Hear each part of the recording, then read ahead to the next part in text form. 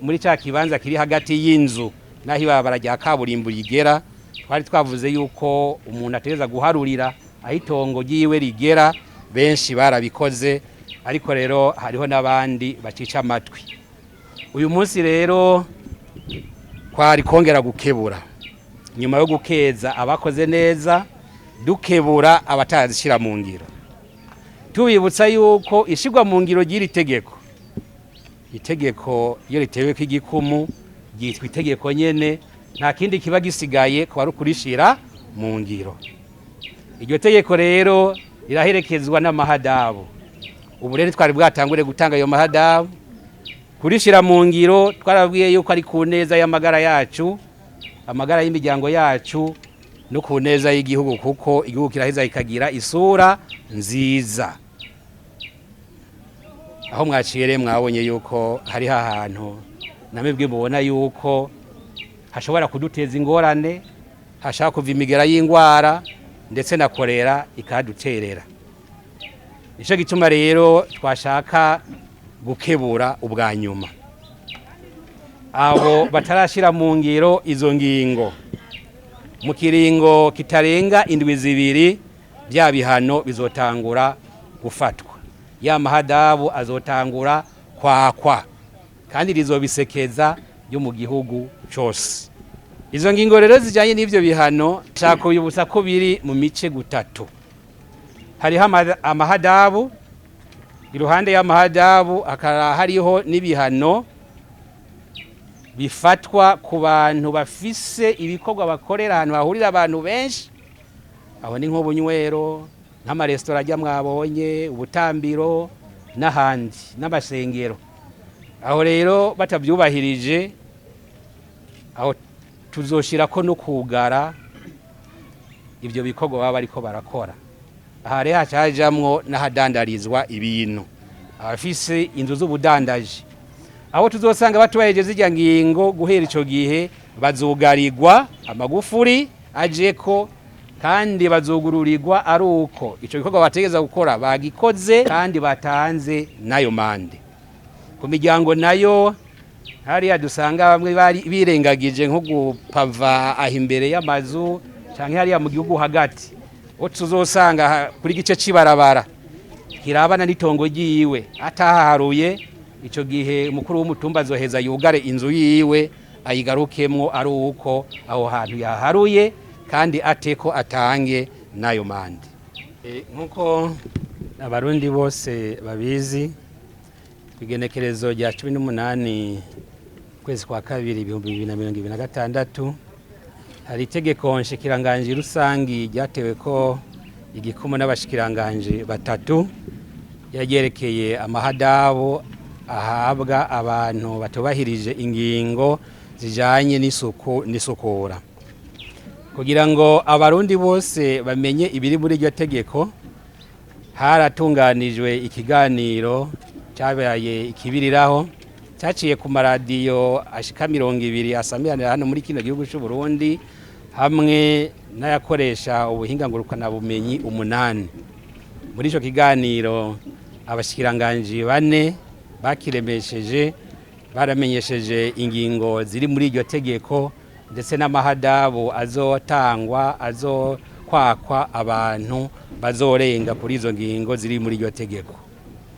Ico gihe hari hatanzwe ikiringo ntarengwa cyo kugira ngo izo ngingo zize zashizwe mu ngiro, ariko rero abarundi bamwe barasabye ko ico kiringo cyo kongerezwa, uko bavuga bati hari ibyo dukenera aho kwitegura, kugira amapave canke amabeton bidusaba kwegeranya uburyo. Leta mvyeyi rero yarumvise aho kamo kabo, uko byari byamenyeshejwe.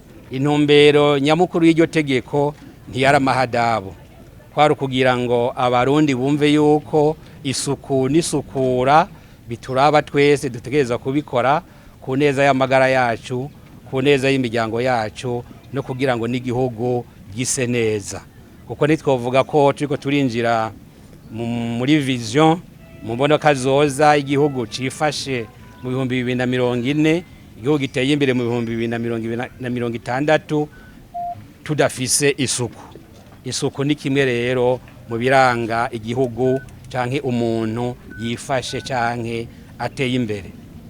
Ico gihe rero carungurujwe kugira ngo abantu bashobore gushira mu ngiro izo ngingo, hanyuma guhera kwigenekerezo rya 4 kugera ku igenekerezo y'icenda uku kwezi kwa gatanu, banyakubahwa baburamatari n'abamusitanteri n'abachef de zone baragenzuye aho barongoye kugira ngo barabe aho abene gihugu bagejeje gushira mu ngiro izo ngingo ziri muri iryo tegeko. Twashaka rero ubwa mbere na mbere dukeze kandi dukengurukire ku izina rya leta abarundi bashize mu ngiro izo ngingo ziri muri iryo tegeko. Bamwe barahejeje, abandi bari ku kivi. Abo rero turabakengurukiye cyane.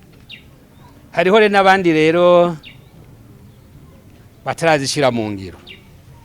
Uru rugendo rero tugize uyu munsi turi kumwe na nyakubahwa umushikiranganje mu byajejwe harimo amagara y'abantu na buramatari w'intara ya Bujumbura na musitanteri barongoye zino komine zisangiye inomeri ya Bujumbura, ni kuvuga musitanteri wa Mugere, musitanteri wa Ntahangwa na musitanteri wa Mukaza. Kwari kugira rengo natwe turabe aho mu gisagara ca Bujumbura bagejeje mu gushira mu ngiro izo ngingo ziri muri iryo tegeko. Hariho umugwi wavuye mu biro bya nyakubahwa umushikiranganje wa mbere, umugwi umaze imisi utembera igihugu cyose, nabo bararavye rero uko mu gihugu cyose byifashe.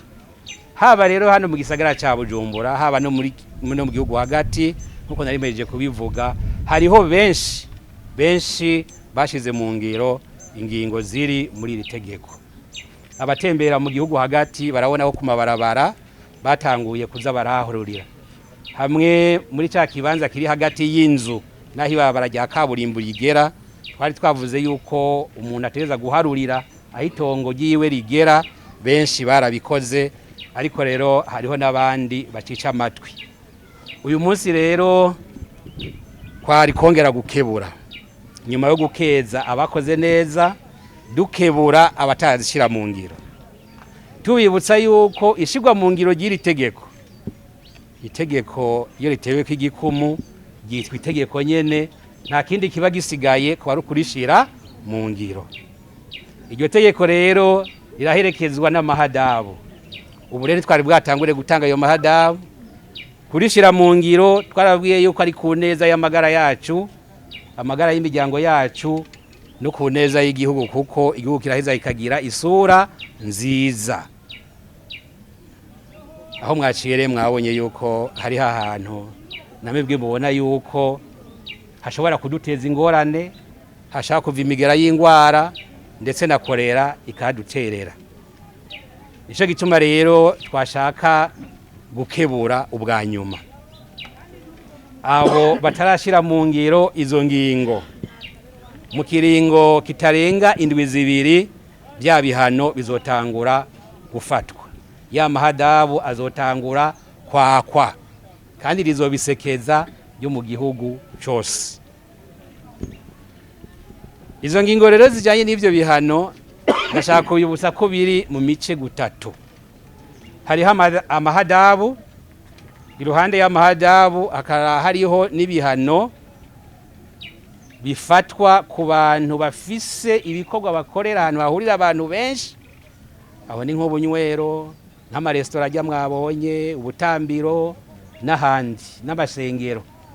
Aho rero batabyubahirije, aho tuzoshirako no kugara ibyo bikorwa baba bariko barakora. Aha rero hacajamwo n'ahadandarizwa ibintu, abafise inzu z'ubudandaji. Aho tuzosanga batubaheje zijya ngingo, guhera ico gihe bazugarirwa amagufuri ajeko, kandi bazugururirwa ari uko ico gikorwa bategeza gukora bagikoze kandi batanze nayo mande. Ku miryango nayo hariya dusanga bamwe bari birengagije nko gupava aho imbere y'amazu canke hariya mu gihugu hagati. O tuzosanga kuri gice cibarabara kirabana n'itongo ryiwe ataharuye, ico gihe umukuru w'umutumba azoheza yugare inzu yiwe ayigarukemwo ari uko aho hantu yaharuye kandi ateko atange nayo mande. Muri make rero uru rugendo rwari rwo kuraba aho ibikorwa bigeze mwishibwa mu ngiro rya za ngingo ziri muri rya tegeko y'isuku n'isukura, hama dushimira cyane abashize mu ngiro z'irya ngingo mu gihugu cyose. Hariho henshi biboneka ko ariko harahinduka koko kandi hasa neza kubera ibikorwa bakoze imbere y'amazu yabo, imbere y'amatongo yabo, muri cya kibanza kiri hagati y'itongo n'ibarabara. Tunashimira rero n'abarongozi kuva ku nzego z'amaprovinsi gushika ku mitumba bakoze uko batiziganya kugira ngo abene gihugu bahimirizwe. Twanashimiye n'abamenyesha makuru kubera ko nabo barafashije cyane kugira ngo uyu mugambi amajwi agere kure abarundi benshi bavyumve. Abatagashira mu ngiro umugambi turabakebuye ubwa nyuma, tubamenyesha ko mu kiringo kitarenga indwi zibiri ajya amahadabu azotangura gucibwa kandi nta kindi kiringo kizongera gutangwa kirenzeko.